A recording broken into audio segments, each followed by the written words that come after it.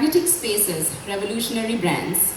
As Sri Lanka's shoppers evolve, so do the spaces that shape how they experience brands. Magnetic spaces, revolutionary brands uncovers how interior design is transforming stores into immersive destinations, where technology meets sustainability and global innovation meets local craftsmanship. Today, a renowned panel of designers, brand builders, retail innovators will share how the next generation is creating experience-led environments that captivate, connect, and redefine the way we shop. I'd like to invite our session chair and moderator, Philip Weeraratne, one of Sri Lanka's most renowned architects and founder of PWA Architects, who will be leading the discussion with our esteemed panelists, Shalin Balasuriya, visionary entrepreneur, brand strategist and co-founder Spatial, Annika Fernando, interior designer and entrepreneur, founder of PR and Mouse, Niloufer Anverally, pioneering fashion entrepreneur in Sri Lanka, founder of Cotton Collection, and Hasib Omar, a leading figure in Sri Lanka's apparel industry, serving as a director at Boost Clothing. A warm welcome to all of you. Please join us on stage. Thank you.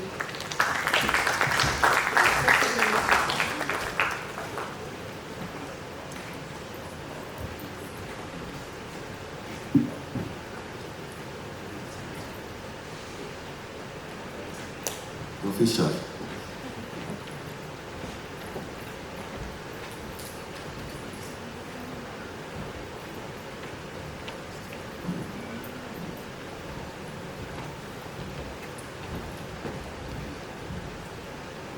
As it was said, thank you for your patience. I think our intention and all our intention, I think your privilege to have, other than me, such an amazing panel of panelists. Truly they are here because they want to share their story and hopefully also inspire you. I think one of the things that we need to do in Sri Lanka right now is rather than just applaud each other, because as an architect I always say we are very good at giving each other awards and thinking we are really great. But I think why, when Dinda asked me to create a panel, why I chose all of them is that I think they've always pushed the boundaries of not just being comfortable with what you can do in Sri Lanka and then have everybody say, oh wow, this is a great product or it's a great interior, but really always push the boundaries of not just being comfortable and being settled in your comfort zone. So I had unfortunately I can't show you, but I had a small little slide intro. Hopefully the slides will work at the end of the presentation so I can just go back, because I think Sri Lanka in itself has we like to talk about a rich heritage, but also we've had a not so distant past heritage of amazing artists, architects and designers who created a sort of a legendary story, and it's good for us to go back. So I hope that even though we have a very short period, that we can really inspire ourselves as well as inspire and motivate each other. So I have a few questions or points of discussion that I have written down here, and I want to start off with that. So the slides are up. Okay, cool. So I want to just quickly show you and revive our minds about some of our great artists and sculptors. So Lucky is I don't need to talk a lot about him, but Lucky Senanak is an amazing artist who also did immersive work that actually, so I remember when I was very young, we did a shop. I think it's not working. So we did a shop and I engaged Lucky to do a wall mural.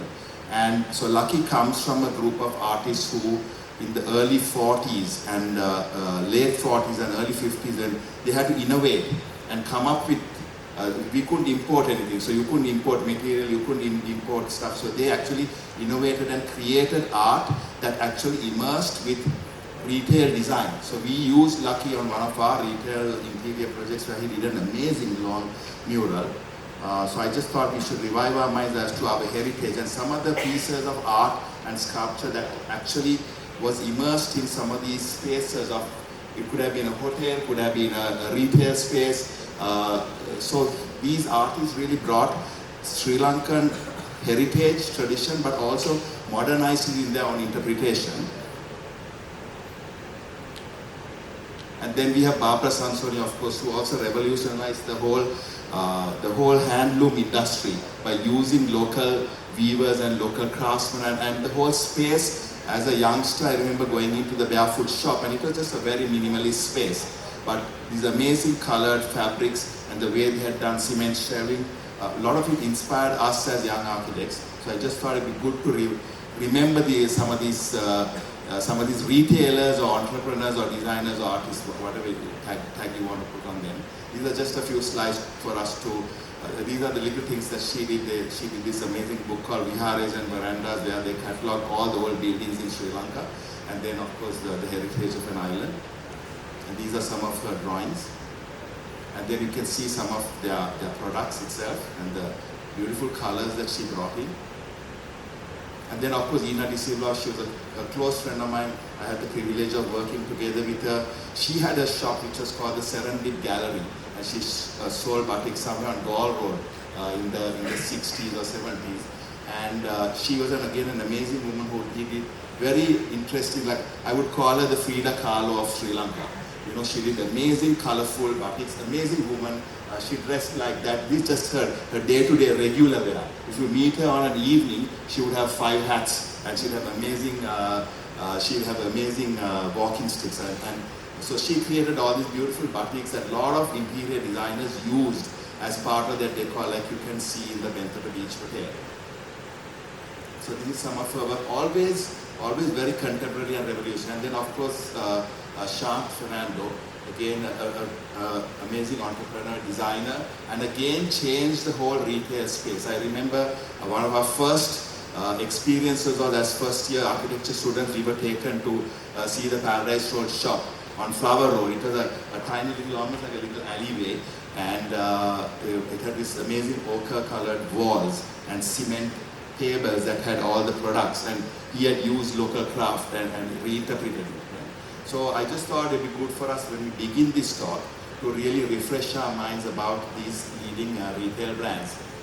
So so let's start off with our talks. My first question from that would be actually to Annika, because Annika actually wears 2 hats, and one is that of a retailer, a designer, a fashion designer. Actually 3 hats: a retailer, a fashion designer, and an interior designer.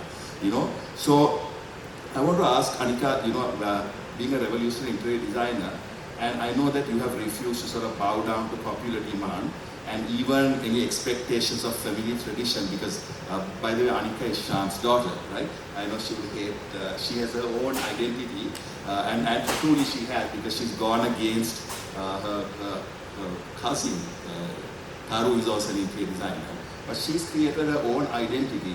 So Annika, I just want to ask you, what would you say as an interior designer, what was it that you tried to create as a unique aesthetic in your retail experience, in what you have done at PR? Because I've been to PR, there's a nice energy, there's a sort of a very slightly bohemian, slightly, for lack of a better word, a sort of wabi-sabi sort of vibe in the interior. So what would you say that you just tried in that creation of that interior? Look, I don't think it's an interior that is stagnant. It's now 13 years, and it has evolved with me. It's evolved with the product I showcase, the designers I work with, and so the space keeps evolving. I don't think it is, and you could say that is 2 things, because retail design is 2 things. You have retail interior design, and you have visual merchandising. Those are actually two areas. So let's say the merchandising has dictated the interior experience and the ambience, which I'd say is very different to what it was when it started in 2013. I wouldn't say I go against my heritage and our incredible design sensitivity that we've all in Sri Lanka, we are inheriting as a legacy, and I am blessed to have it a little bit closer running in my veins. I wouldn't say it's that I go against it. I think it is about creating my own identity that is, I would say, something that I strive for as a person and also as an individual, but also as a business person. And look, we're a small pond, big fish, and we have a responsibility in what we do to showcase our island. I think our biggest, where our flag flyers for Sri Lanka tourism. We are showcasing through our spaces and what we present to the world of what we can create. I don't know if I've answered your question. Yeah, I think to a certain extent. I'll come back to you because I have another question, but I thought I'll also cross over to Niloufer, because Nilu, again, one of the shops I walked in many years ago, she had a shop at Majestic City, and one thing that really caught my attention was the natural material that she had used in your shop. I remember those cement tiles. It was the first time I saw cement tiles on the floor of a retail store. And then a lot of those chunky cement tables, you had the wooden planks. Tell us a little bit about, very quickly, maybe in a couple of minutes, the Cotton Collection story and what really inspired you to create, because I know, having worked with you, having worn the cap of architect with you, I know you come with very strong ideas when we sit, and there's a strong aesthetic. So tell us quickly, in a few words or a few sentences, at that time and age, maybe 30 years ago or 25 years ago, what made you think out of the box in the way you did your retail interior? Not 25, Philip, you do me a favor. 35 years ago. Okay, all right. I didn't want to sound so old. It was a long time ago. So, you're talking about the interior. So I can just say it was inspired by my childhood. My dad used to take us every Sunday to the beach, and or it was either Sunday to the beach or it was rummaging around antique yards. And I grew up with that, and I loved it. And today, if you come into my house, you're tripping over antiques and broken stuff. And so that love of natural Sri Lankan beauty just fluid, just sort of was owned by me. And so when I opened my shops, I couldn't think of any other material. I love local stuff. And you're right about the cement press tiles in Majestic City. So many people came into my store just to see the flow. And it really was a beautiful flow, and I combined the things I liked, like you said, cement shells. And I had a little kids section which you entered through oval wooden doors. But I have to tell you, like Annika said, I mean, in the sense that you had to evolve. Those wooden shelves, those cement shelves were completely practical, because you can't change, you can't do anything. But it was a beautiful store, and I think whatever store I did, and I think for my main store, which was Dhammaparama, the 143, which was quite an architectural beauty. And when I saw it, to me, there was no second choice, because it had everything I liked, from the high ceilings, the beautiful wooden floors, and the lovely painted tiles at the entrance. So those things just were natural to me, and also my brand is a cool, casual, carefree brand. It's and it all kind of added flavor to what I like. Brought the story. Brought the story to light, yeah. Fine. I think we're going to now move on to my friend Shalin. Shalin, for many years, and Shalin, we worked together as well. You have created a sort of and mastered a very distinctive style and a narrative for Spatial. You've been bold, you've been colorful, you have sort of, in a way, been iconic in what you have done.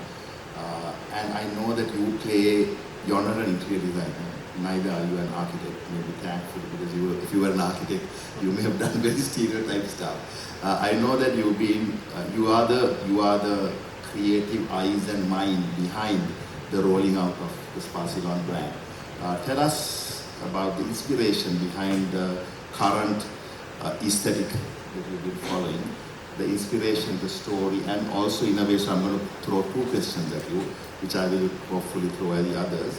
You also tell us about what your thinking is. I'll come back to the second question. Let's first start with the first question. Okay, firstly, Spatial is an experience, and we need Spatial to be an experience at every single point. So when someone comes in a spa salon store, it's not a process of coming to buy a product. The walk into the store is an experience as well, and it's very much telling the story of the brand. And it's wherever you go, we're in 31 countries now, across 140 odd stores, you have that experience, and it's multi-sensory, right? So it's not just the visual, but we've got music that we've created for the store, we've got fragrance that we've created for the store, every unit you see is created for the store, every light fixture, every ornament you see is custom created. So we wanted something that was very experiential and brought the store itself to become a destination. And it's very, very different. So even when you go to and see spa salon elsewhere in the world, when you generally go to a cosmetic floor in Europe and you're walking through the mall, everything is white and silver and very subtle colors and so on. And then you get a assault on your senses with spa salon. It's bang, it's color, it's fragrance, it's bold. And that really has helped us stand out.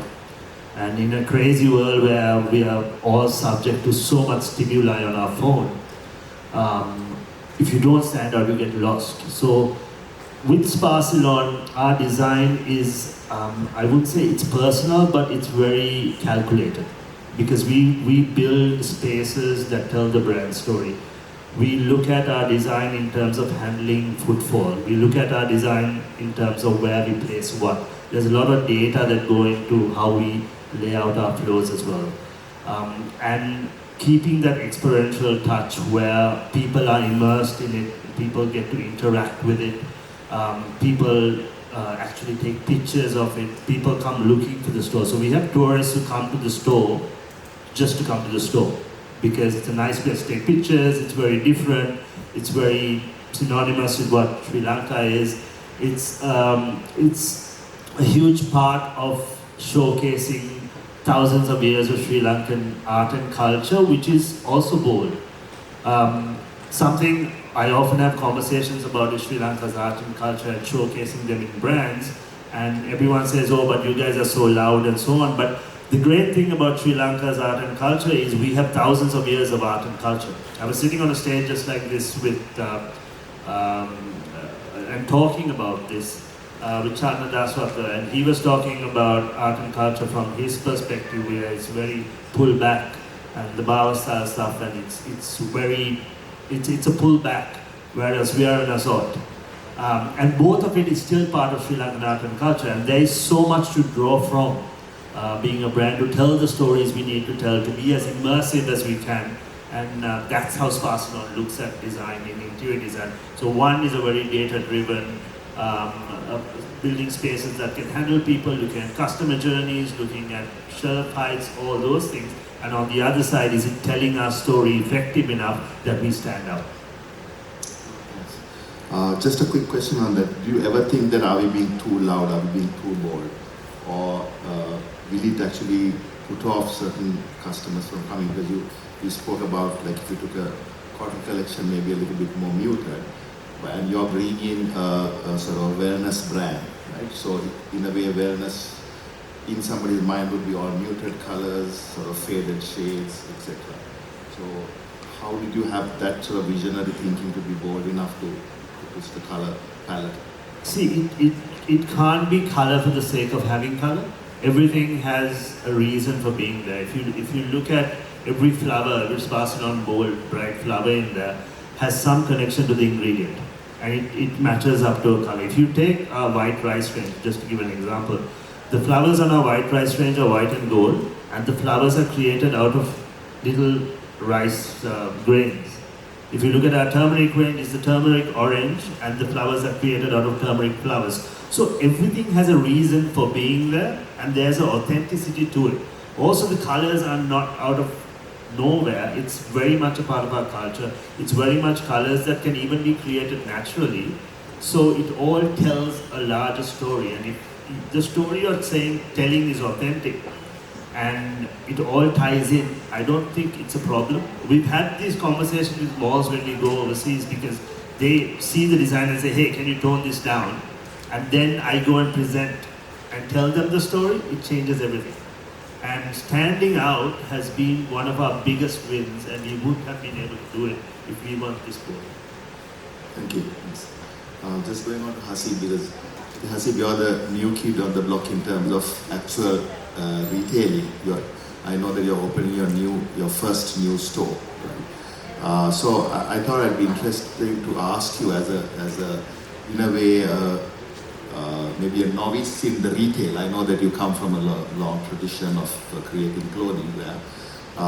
Was there anything that made you think afresh looking at it? I mean, the typical way you would have done is just gone to an architect or interior designer with a brief, right? Was there something that you could share with us that you think you actually took upon yourself after you saw what's out there in the retail space in the creation of your first retail store? Absolutely. So if you go back to it a little bit, Philip, we started off mainly doing product, say retail space. We didn't have our own store for the last 7 years. We began in 2018, and over the years we've been selling at over 300 doors in Sri Lanka and also overseas as well, in the Middle East and in Singapore as well. So the focus has been on creating excellent product, and our mantra sort of was, how do you say, affordable luxury. So that was the sort of space we wanted to cater at, and over the years what has happened is we've managed to increase our product offering per se. And so we started off pretty much mainly as a pants producer. So in our portfolio we had only pants to start with, and over the years the build-up in the product has come through. And then what we realized was we needed space to sort of showcase that. Say, while the revenue and the real margins will come from the mass retailers, but as what do you say, the multi-store outlets per se, where we'll get bulk of our turnover. But we wanted to give our consumer the experience, so the full product experience, and hence when we created our first store at One Golf Course, and which has only been a little over a month, we put in a lot of effort into creating that experience, the visual element of it. So one of the main things we focused on was on the ceiling part of it, where we've got lighting coming in a special way, and certain other aspects, so where our product, sort of the experience, merges with the store. So it has been a first for us, and hopefully going into the future we'll probably do that a little bit more. Thank you. Annika, I just caught on one interesting thing you said, which is it's I don't know if you understand, whether you yourself realized was a very deep and revolutionary thought. You said that the PR store is constantly evolving and constantly, in a way, evolving would be the right word, and maybe recreating itself. Does that actually mean that you keep moving the retailing itself, the shelves or units or whatever, or you keep adding, you keep subtracting? It's a very interesting way to look at something, because which means if I go back to the store in 3 months or 4 months, my experience is different. And so that in itself, you could either debate saying, okay, would it confuse somebody, but I personally as a designer would find it very fascinating. Could you tell us a little bit more, elaborate on how you actually do that, and what you intentionally do to create, recreate your space? Our panel here, we've got 2 retailers who retail a brand, and they have to reflect that brand in their retail spaces, through and through. Niloufer and I have other brands, so often our spaces will evolve to what is on our shelves, which may vary. Maybe it's seasonal, maybe it's design-led. For me, sometimes because of being an interior designer, I get bored and I change things up. But That's also, exactly what I thought was interesting. Yeah. but also, I think we're dealing mostly with a very small market, and I have a very diverse offering of product. So that's where merchandising comes in, the visual merchandising. About you can have I could have the same customer coming in every week to my store, but they'll see something different, which might have been there for the last 6 months, and they hadn't seen it. So that's where sort of presenting the product sort of changes. I also think diversity, so you talked about pared back design and loud design, and both being in our heritage. And I think that's really important offering of what Sri Lanka is, in diversity. And when we kind of, I think as a result, Niloufer and I, it is safer to have, let's say, a little bit more of a passive, neutral canvas, which allows the product to speak forward. Whereas Shalin, it's through and through. The authenticity comes from the entire experience through that. But there are touch points. There are certain things that are consistent. Our scent in our stores been mint since we started, and we have a mint jar on the cashier counter, and we'll have customers who open a package that gets delivered somewhere in the world and open it and get that fragrance. But one day it could be a piece of batik, one day it could be a silk gown. So I like the fact about this whole thing. I think I'll probably get Shalin's opinion on that. The fluidity of a retail space. And as I have seen Niloufer do that. Yeah, that your space is constantly fluid, and products keep moving around. I've seen this. I've seen maybe even leading designer brands do this. Like I walk into a shop 3 days later, and the products have been moved around. But this whole concept of an evolving interior, right, and a constantly fluid interior could be. Maybe Annika struck on a new retailing formula, right? And I think that's quite cool that you have a completely fluid interior that keeps changing a lot. I know it's difficult in terms of cost, but really leave all your structures out of your mind, throw all of that out of your minds, and think afresh. And what if you had a space where you had a completely fluid interior that keeps evolving all the time? And this is my thought, is that I think the future of retailing may be minimalism. I may be wrong, I may be right, but the whole world seems to be going into a sort of a lesser space of, a lot of it is less about the touch and feel, but maybe about the visual and the experiential. So Shalin, maybe on that point, what do you think about a very, let's say you completely revolutionized spatial when you came up with a new idea of a very fluid space. What do you think? What are your thoughts about that? See, I think what we need to understand is the kind of product or service we're selling as well. So what Annika does is very niche. What I do is, or both of us do, is a little more, it's not mass, but it's mass stage, right? So you're looking at, on an average day, 200 people coming into your store, 250 people coming in the store, or 9,000 people in a month, right? So you're looking at a lot of people coming, and also there are a lot of people who are buying the same thing over and over again because it's cosmetics and it's part of their routine, who come and buy it every month. They like their stuff to be where they know it is. Because it's that kind. It's not a special, not every purchase is a special purchase. It's your daily routine purchases. So for them, having their let's say their body lotion or their day cream where they know it is, makes sense. At the same time, we need to create excitement for the people just walking in and for people coming for their experience. So we need to match up both sides of that. So what we do with it is what happens on the edges of the store or the wall units are standard, and any store you go to, your departments are the same. So when you walk into a spa salon store, if you go looking for something, you know where it is, and we don't mess with that too much. What we do is we move around what's in the center, based on seasonality, based on what we're doing, based on launches. We also have a huge number of SKUs. We are looking at about 1,000 SKUs, and there's a new churn of about 25 SKUs coming every quarter, right? So it's a lot of product coming and going. So complete fluidity won't work for us for these two reasons, but keeping things exciting, yes. In terms of the minimalistic thing, I tend to disagree, because looking at retail, we spend a lot of time looking at retail. If you look at retail, particularly say European retail and Asian retail, I think Asian retail has changed tremendously.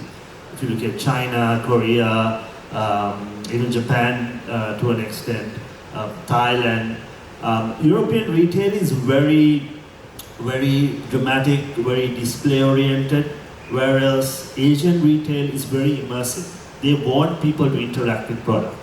A simple example is, you even take Louis Vuitton. Louis Vuitton flagship store in, say, Italy versus Louis Vuitton's flagship store in Thailand is very different. It's very immersive, there's a lot of tech, they want people interacting. And the other one is very grand and has that sense of European luxury. So I think our space in particular is moving to very much of an immersive space where there's going to be a lot of tech involved, there's going to be a lot of interaction involved with the consumer will play with product, and maybe not purchase in store, but connect to the digital world as well. So it's becoming kind of like a 360 space where your stores are going to be beacons for your brands, and a lot of connectivity where the consumer is immersed and can connect at every point of the retail experience. Yeah, I think that was my next question about this whole experiential thing about retail design, that the world is becoming, and it's a lot about being experiential. But Hasib, as a newcomer in the retail space, and I'm sure you've done a lot of research and looking into that, and also I'll come to Annika to you as well as an interior designer. I do see retail experiences where there's so much of design, so much of experience, and so much of attempt to create excitement through the space. I've been to even a Prada store, or they have an iconic stairway, or an amazing chandelier, or a mobile. Right? What are your thoughts? I mean, should a retailer be just so focused on only selling their product, or really have a balance between creating an interesting architectural space and an experience to the consumer? That question would go to you next as well. So, interesting. Say this gives me a little bit of insight, because since 2018 we've been working with retailers in Sri Lanka, large number of retailers. And what we've seen is people who've actually invested in their store experience, the interior of it, and have kept up over the years. They have captured market share. So even, say, probably we might not realize, not only in Colombo, but even out of Colombo. So for example, even in Kuranagar, say in Jaffna or God, people have invested in retail space. And those players have seen their market share gone up. Also, what has happened is people have also invested into giving the consumer a good experience as well.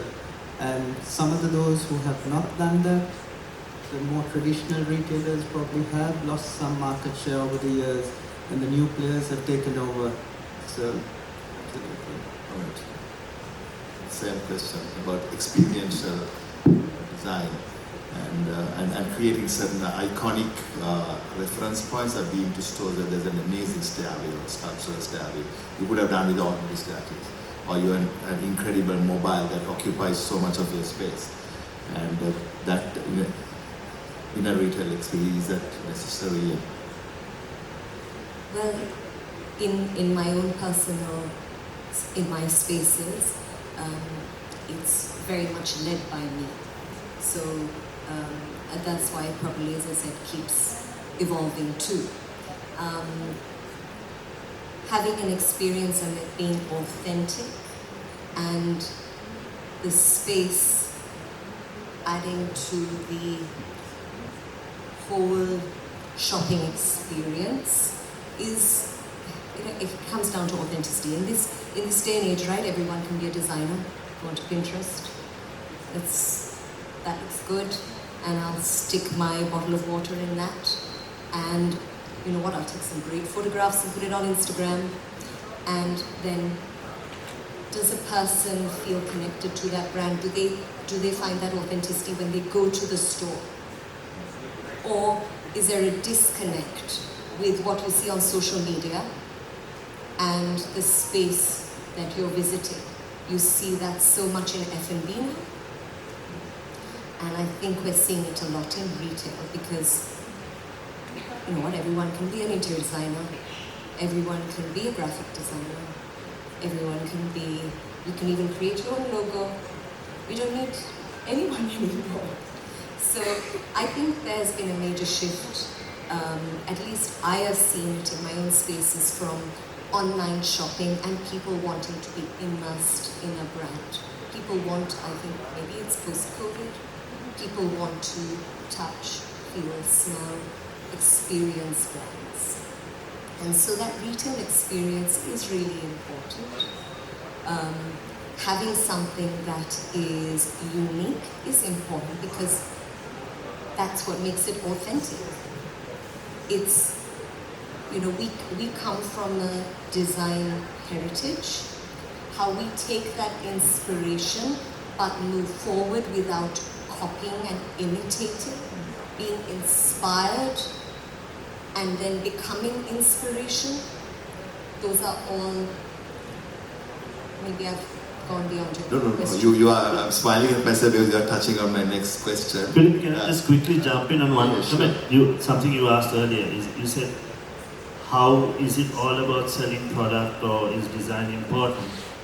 Look, it's retail design, it's got to sell product, right? Because you guys are designers, right? But I'm the client also and I'm the brand owner. For me, at the end of the day, you do need to sell product. The business has to go on, right? So the design has to tell the story that it creates some sort of immersion in the brand, and it has to lend itself to that brand experience that ends up selling product. Whether you sell product on the day or at a later date, or whether it's just brand immersion and they come back and they be connected to the brand and that causes product sale. But yes, we must sell product. It's True. my True. Yeah, I think you gave a brutal answer there. But I think Niloufer, just since you've been a pioneer in the industry, if I were to ask you an honest question, how do you see current retail? I mean, I know you go to a lot of stores and you know what's going on in the market and in the scene. What is your honest opinion about where we are as a country in the design of retail spaces and what we are creating right now? So Philip, if you're talking about what we are now to what we were, there's a huge jump. Many years ago, there was no concept of retail design, no concept of branding. People just bought and put on the shelves and sold and made money. Today it's different. Today concept of retail is so important. And I think you see a lot of people, not only in the retail sphere, in F&B, in everything coming up with such beautiful concepts. And you asked where we are in Sri Lanka right now, correct? Yeah. And yeah, especially if you look at leaving aside Colombo, if you go down south, it's booming. The design element, everything is just so different. And what I really like is so many of them use our Sri Lankan aesthetics, which is beautiful in some form or shape. And I think that lends a different style to what Colombo and Sri Lanka is turning out to be. So I will quickly ask the rest of the panelists whether they agree. Annika, would you really agree, or are you happy with what you can see right now in the overall retail space as to what's going on in Colombo as well as in some of the tourism zones? There's so much to that question. Look, we need more. Competition is healthy in retail because it leads to choice. If someone comes back to you, it's because you're doing something right or you're being authentic to your brand. What is happening down south, I think, yes, it's great because you have a lot of, look, there is more, we're creating more, it's different, look, south is another very big story, but you've got a lot of foreign retailers with different exposure coming into the country and creating new exposure for maybe locals who don't have the opportunity to travel overseas and get physical exposure, that they are limited by the social media world. Yes. Look, is our growth in retail bringing in more international brands, or is it our local retailers, local retailers offering something authentic? I think that is the fight, and I would love to see more. But more, as I said, more authenticity, being inspired from out and moving forward, not imitating, not taking concepts and putting pieces together. I mean, how many spa salon imitations can you drive around Sri Lanka? I mean, do we really need to be inspired by the fishbowl that we're in? There is so much that we can be inspired by. Do we need to be copying one another? Or can we just, take that inspiration, say, yes, I acknowledge this inspiration, and I'm proud of what you're doing, and now I do something new. That I would love to see more of. I think we have to move out of that small. Yeah, I think you're going to answer my next question in a sense. But I think that's great, because I think the conversation is leading in a particular way.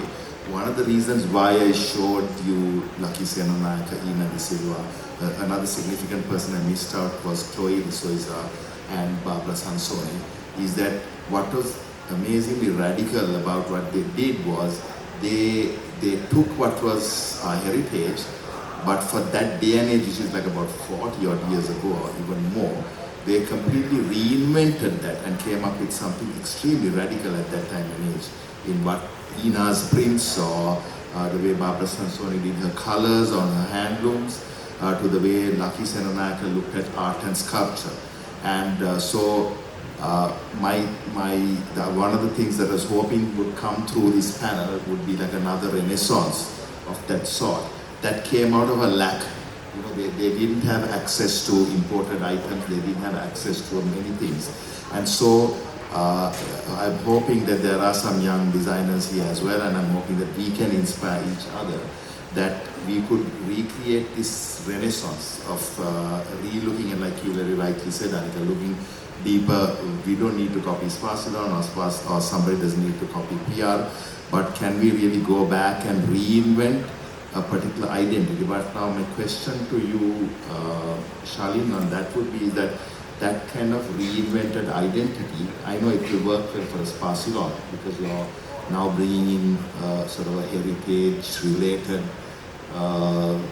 sort of local-based product. But could you have that sort of a reinvention or a renaissance of our heritage for a brand like Mercedes? How would you look at that? Look, it's the largest story of selling, right? So now, look at Uncle's, right? You can say, hey, Uncle sells different alcohols from different parts of the world. How can we bring it all together? And all we can do is a pretty bar, but it's a brand in itself. And the interior matches it, the t-shirts they matches it, the coaster matches it, the little accessories matches it, and they've latched on to a part of culture. The content they're doing matches that as well. The language they use matches that as well, right? Yes, they're serving alcohol from around the world, but they've managed to bridge it by bringing a cultural piece that tells a story of who they are. And that's what great brands do. You tell a story of who you are, and when you tell a story of who you are, people start listening to the story. When people start listening to the story, it embeds as memory. When it embeds as memory, and there's emotional connect, that is brand. And that's when cool things start to happen, and that's when the brand connection happens. Why do you want to go all the way down the street to have a drink at Annika? Because it latches into that identity of it, right? So that's where design and marketing really come together when you start telling stories through your spaces, when you start telling stories through your products, and the stories you tell start affecting people on an emotional level. Right? This famous Maya Angelou quote, "I never leave a stage without saying it. People will forget what you do, people will forget what you say, people will never forget the way you make them feel." And that's what great spaces do. And if that comes from a place of consistency, and it's telling an authentic story, it's going to get embedded. And that's what great design is about, at least from my perspective. I think creating that experience, I think the whole purpose of the talk today was really not just, because I think the first topic that I was given was something about it being pretty and beauty, and I said, no, we need to go a little bit more deeper than pretty and beauty, and I think that's what the Sri Lanka Design Festival is all about. I think is that is going back into our heritage, really re-exploring what we're doing up to now, and so every year this becomes a moment of a pause to reflect and rethink.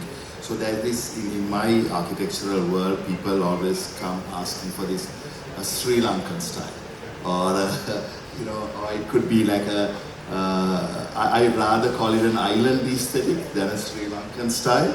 And so I think in closing, what I would really like to discuss is there actually something called a Sri Lankan style?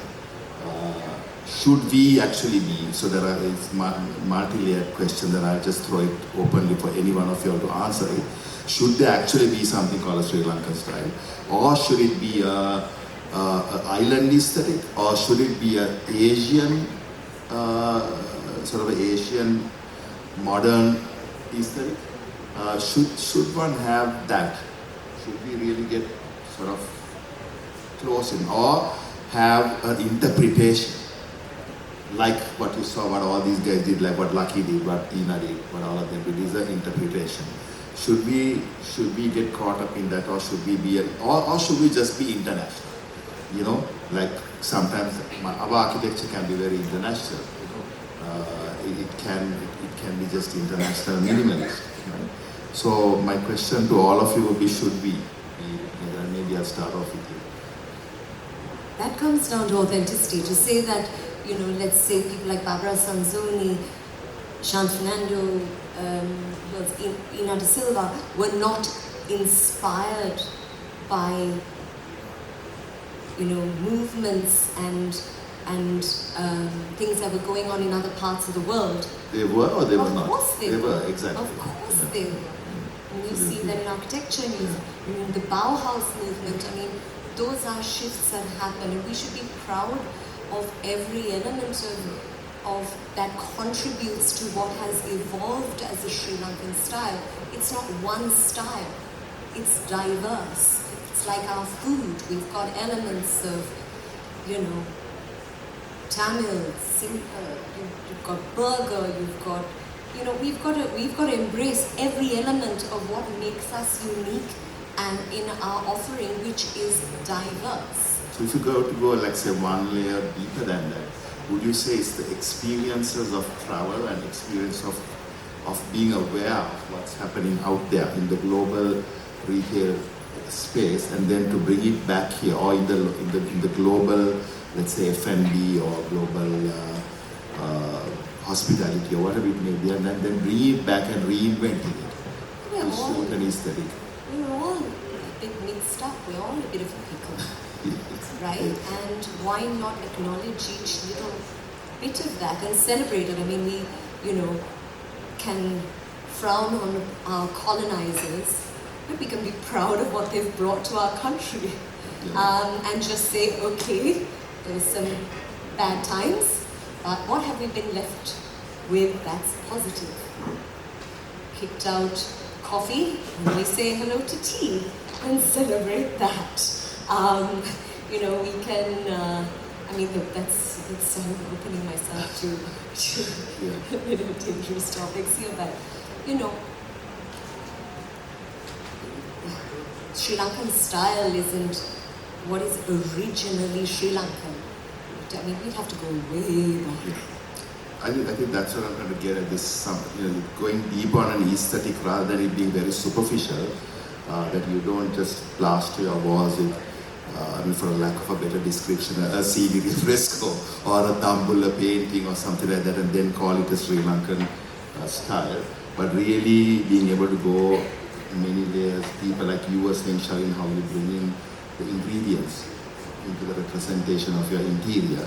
And so I think we are at the beginning of that renaissance. What would you guys, and even Niloufer and Hasib, you can contribute to this, what would you do as a closing statement to inspire maybe some of the younger people here, and including ourselves, we are also part of the younger group here, to say, okay, how do we go a little more deeper now in re-looking at retail spaces or in the creation of it, beyond just throwing a batik or a piece of driftwood on a table or that kind of superficiality. How can we go a little more deeper? Go back a little bit, Philip. Say, if you look at, I'm going to talk specifically from fashion retail perspective, right? So if we go back a little bit into the supply chain, into the chain, in terms of design, we've got excellent designers in this part of the world. I think the designers from this part of the world are co-creating for world-famous brands. And I think that part of it, we're way ahead, probably we're ahead of a lot of other places in the world. Then if we come to the next stage, the creation of the product itself, we probably can create the best of products compared to anyone else in the world. Say there are facilities available in this part of the world, people have invested, and there is skill and creativity in creating fashion product. So in those two senses, in design and manufacturing, we are probably up there with the rest of the world. So say if we take when we come to the last part of the chain, the retail and the brand building, marketing part of the chain, we are probably a little bit behind. We are not on par with the rest of the world. But that being said, like Niloufer was saying earlier, over the last few years, we have come a long way, and there is pockets of excellence. It's probably what you're talking about, the Sri Lankan aesthetic is still not formalized yet. Something to say, for example, if you talk about the Japanese aesthetic, people would immediately understand what it is all about. So the Sri Lankan aesthetic is being formalized at the moment, in my opinion. And with the skill, the creativity we've got in this part of the world, I don't think we're very far away from creating excellent brands and finishing the whole chain. So I think Sri Lanka and Sri Lankan brands itself have excellent opportunity to capture the whole chain and be world class at it. But right now, we are not there yet. Thank you. I think that's a very honest but real statement. I think that's, in a way, that would be my sentiment as well. And how we explore this further could be something that maybe even the Sri Lanka Design Festival could look at in our future engagements and our future talk. How do we create maybe even a workshop where people are able to sit together, and even hopefully if the panelists have time to come and really sit around the table and explore this possibility, like we were saying, about this island aesthetic. Again, I'm just coming back to you in closing as a pioneer in the industry, and having looked at the aesthetic, the island aesthetic many a time. I think Hasib made a very, very pertinent, brutal but honest point, is that we have really excelled in designing, let's say, clothing in that instance, but really in the creation of the interior of a retail store, we have still a long way to go, because as you said, you walk into a space, you can identify Japanese aesthetic. Right? Are there any pointers that you could give a designer? Because I know you always led the way in design, so are there any pointers you could give designers to be more mindful about how could you really reinforce that identity even more? So I think it just depends on the brand also, what your brand identity is. I think everything flows from that. If your brand identity lends to using Sri Lankan aesthetics, then yes. But if your brand is a very modern brand, very minimalistic brand, then it's an option that you use what you like. But also, as I think Annika was saying, Sri Lankan, the Sri Lankan design is in so many ways. You can revolutionize it, you can modernize it, you can globalize it. It's just the things that you pick out of it, from art from Ina De Silva, from the gardens from Lucky. I mean, it's huge. Shalin Fernando. I mean, my house, for instance, I don't know what I would do without Shalin, but in every sense of the word. It depends on what your brand is, how you want to talk to your customers, and yeah. Can I add something I really here? want to add to that. So yeah, and yeah. Look, I agree that there doesn't have to be one thing called a Sri Lankan aesthetic. But here's the deal. The world is discovering Sri Lanka for the first time, really, okay? Let's be honest about that as well. For the first time when you go out and travel and you say Sri Lanka, someone's gone there, someone's thinking about going there, someone knows about it, and so on and so forth. So our country is being discovered for the first time. Now when people come into this country, people are looking for experiences authentic to this country. Granted, every brand cannot be an authentic experience to Sri Lanka, but here is the opportunity for you designers, for brands, to tell the Sri Lankan stories. Stories of culture, stories of art, stories of creativity, on multiple things, and create those authentic experiences, because those are going to get noticed because they're different to everything they're seeing in Thailand and Dubai and Japan and so on and so forth, right? But at the same time, yes, there'll be the Thai restaurant and the Japanese place and so on and so forth, but there is opportunity for us as an undiscovered land in a world that's looking for new experiences to create those experiences. But it only works if the brand that you are designing the space for is telling the same story. Like Niloufer says, if it makes no sense to what you're selling in it or the brand experience, it makes no sense. But we really need to be conscious of the fact that people are discovering this country and coming in.